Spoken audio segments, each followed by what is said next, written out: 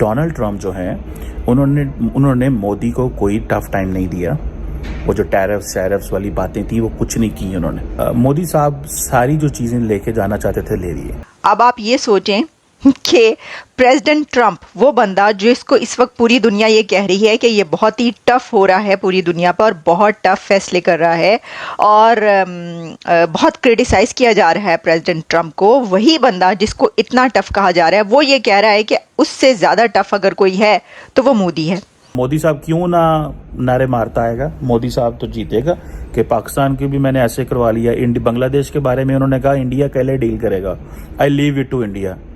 उन्होंने कहा India is a big power, I will leave it to India, India इसको कैसे डील करेगा, मैं इंडिया पे छोड़ता हूँ। ओ भाई, इतनी बड़ी स्टेटमेंट ट्रम्प ने दी है कि मैं इंडिया पे छोड़ता हूँ। इसका मतलब ये जो होता है कर लो।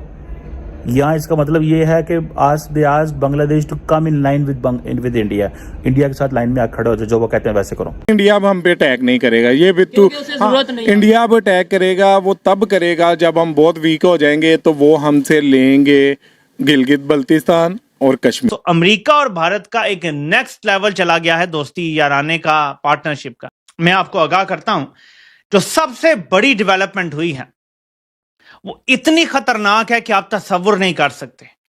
उसकी बुनियाद पे कलभूषण भी वापस लिया जा सकता है, हमारे एटमी प्रोग्राम पे भी पाबंदी लगाई जा सकती है। मैं लिटरली आपको बता रहा हूं, हमारे एटमी प्रोग्राम पे आलमी पाबंदियां लग सकती हैं। अगर आप नरेंद्र मोदी को लीडर कहेंगे या दुनिया की मगरब के किसी भी लीडर को लीडर कहेंगे, तो फिर उस डेफिनेशन से आप शरीफ सरदारी खानदानों के लोग बैठे हुए हैं पाकिस्तान में, इनको आप लीडर नहीं कह सकते। इनको आप ताजर कह सकते हैं, कारोबारी कह सकते हैं, साहूकार कह सकते हैं, बिजनेसमैन कह सकते हैं। दोस्तों, ये कमाल सिर्फ मोदी जी ही कर सकते थे और मोदी जी ने करके दिखा दिया।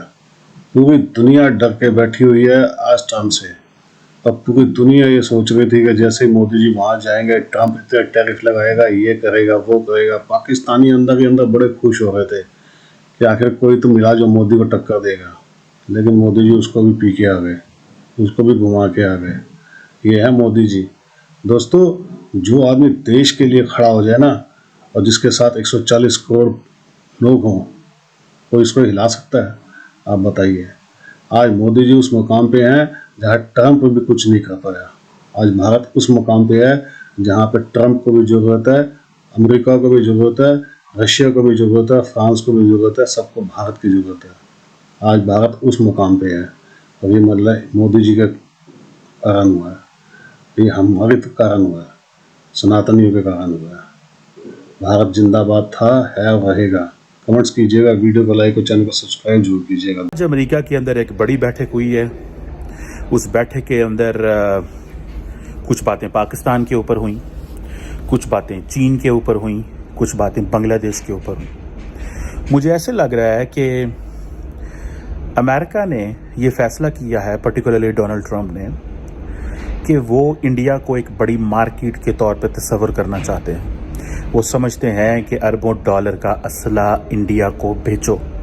ये जब असला आएगा तो किसको खतरा होना चाहिए, चाइना को या पाकिस्तान को? ऑब्वियसली दोनों को। बांग्लादेश के हवाले से जो डोनाल्ड ट्रम्प ने बात की है वो बात बड़ी इंटरेस्टिंग है। उस बात में वो ये कह रहे हैं कि मैं छोड़ता हूं नरेंद्र मोदी के ऊपर। मतलब है जो हो सकता है कर लो, अगर तुम बांग्लादेश को मैनेज कर सकते हो तो कर लो। अब सवाल ये देखना है कि बांग्लादेश कैसे रिस्पॉन्ड करता है। अगर बांग्लादेश ने दोबारा असर्ट किया और टफ लाइन ली इंडिया के साथ, तो इस चीज़ को ज़हन में रखिएगा। मुझे ऐसा लगता है कि अमेरिकन चाहते हैं कि इंडिया का अगर जोर लगता है बांग्लादेश पे तो लगा लें। डोनाल्ड ट्रम्प ने जिस तरह उनको कहा, he is my great, he is great friend, is a great leader, ठीक है, ये डोनाल्ड ट्रम्प को बताया गया है। डोनाल्ड ट्रम्प को बताया गया है कि अगर नरेंद्र मोदी की तारीफ करोगे तो बहुत कुछ मिल सकता है। डोनाल्ड ट्रम्प जो हैं उन्होंने मोदी को कोई टफ टाइम नहीं दिया। वो जो टैरिफ्स वाली बातें थी वो कुछ नहीं की उन्होंने। जो मैं मोटी मोटी बात समझ रहा हूँ। मोदी साहब सारी जो चीज़ें लेके जाना चाहते थे ले लिए। सबसे बड़ी बात, पाकिस्तान को 26/11 इंडिया अमेरिका, देखिए जब अमेरिका एक इकोसिस्टम क्रिएट करता है, जरा इस बात को समझिएगा। उन्होंने जी फलाना राना है, वो राना 26/11 में इन्वॉल्व है, वो अमेरिका में, हम उसको एक्स्ट्राडाइट कर रहे हैं, उन्होंने कहा ले जाओ, हमें परवाह कोई नहीं है। ये पाकिस्तान है सुते। पाकिस्तानी सोए हुए हैं, पंजाबी जैसे कहने सत्तू पी के सुते ने, लीडरशिप सत्तू पी के सोई हुई है। बोलना नहीं, फलाना नाराज हो जाएगा, इंडिया नाराज हो जाएगा, इंडिया से डायलॉग करना है, इंडिया कर लो डायलॉग इंडिया के नाल। मैं चाहता हूँ हमारी हुकूमत बात करे और पर गल भी तो करो, अगला भी तो गल करे ना। तो मुझे ज़ाती तौर पे ये लगता है कि पाकिस्तान जो है वो उसको अमेरिका ने आइसोलेट करने की और ट्रंप के ज़रिए बेइज्जत करवाने की पूरी कोशिश की है। उन्होंने कहा ट्रंप एडमिनिस्ट्रेशन अगले 4 साल पाकिस्तान को दहशतगर्द देगा। मैं समझता हूं कि अगर इंडिया के हवाले से पाकिस्तान ने अपनी पॉलिसी चेंज ना की, कख भी नहीं लबना। इंडिया आपसे बात नहीं करना चाहता भाईजान। नरेंद्र मोदी कहता क्रिकेट टीम नहीं भेजनी, ट्रंप के साथ बैठ के कहता फलाना बंदा मुझे दो। मोदी साहब का ट्रिप जो है वो कामयाब रहा है, कई लोगों का ये ट्रिप उन्हें कामयाब नहीं रहा। पाइन कामयाबी होर किनों कहते हैं, और हमें जब दिल करता है उनको रगड़ देते हैं, क्योंकि इंडिया को पसंद है ये रगड़ना पाकिस्तान का। तो मोदी साहब क्यों ना नारे मारता आएगा, मोदी साहब तो जीतेगा कि पाकिस्तान की भी मैंने ऐसे करवा लिया। बांग्लादेश के बारे में उन्होंने कहा इंडिया पहले डील करेगा, I leave it to India. उन्होंने कहा India is a big power, I will leave it to India, India इसको कैसे डील करेगा, मैं इंडिया पे छोड़ता हूँ। ओ भाई, इतनी बड़ी स्टेटमेंट ट्रंप ने दी है कि मैं इंडिया पे छोड़ता हूँ। इसका मतलब ये है जो होता है कर लो, या इसका मतलब ये है कि आज Bangladesh to come in line with India, India के साथ लाइन में आ खड़े हो जाओ, जो वो कहते हैं वैसे करो। तो बाकी जो खिते के ममालिक हैं उनको क्या मैसेज गया? कहा यह जा रहा है, इंटरनेशनल मीडिया पर यह दिखाया जा रहा है कि जो पाकिस्तान का न्यूक्लियर प्रोग्राम है वो खतरे में है। अगर IMF ने अल्लाह ना करे फिर ये ऐसी कोई शर्त रखी कि आपको कर्ज तब देंगे जब आप अपना न्यूक्लियर प्रोग्राम हमारे हैंडल करेंगे, तो क्या करेगा पाकिस्तान? सर इसमें ना ये टोटली हम कहते हैं कि इनकी जो पॉलिसी है ना ये पाकिस्तान के अगेंस्ट है।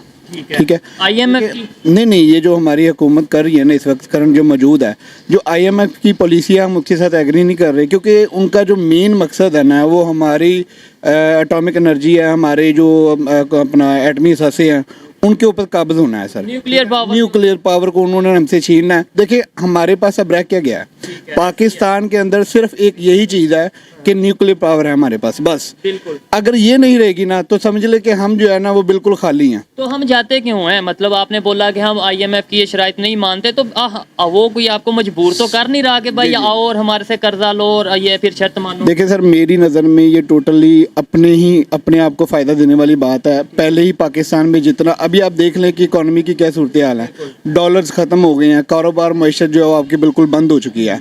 तो बेसिकली ये लोन पाकिस्तान में आएगा, लोगों को दिखाया जाएगा, लेकिन ये फिर इसी तरह करप्शन की नज़र होकर बाहर उनके अकाउंट्स में जाएगा।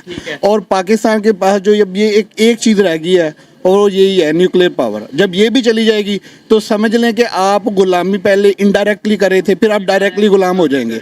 आप समझ लें कि आपने ये जो 70-72 साल आपने आज़ादी की जी है ना, आपने बस यही आज़ादी जी है, इसके बाद आप डायरेक्टली गुलाम हो जाएंगे। इंडिया अब हम पे अटैक नहीं करेगा, ये बिट्टू। इंडिया अब अटैक करेगा वो तब करेगा जब हम बहुत वीक हो जाएंगे, तो वो हमसे लेंगे गिलगित बल्तिस्तान और कश्मीर।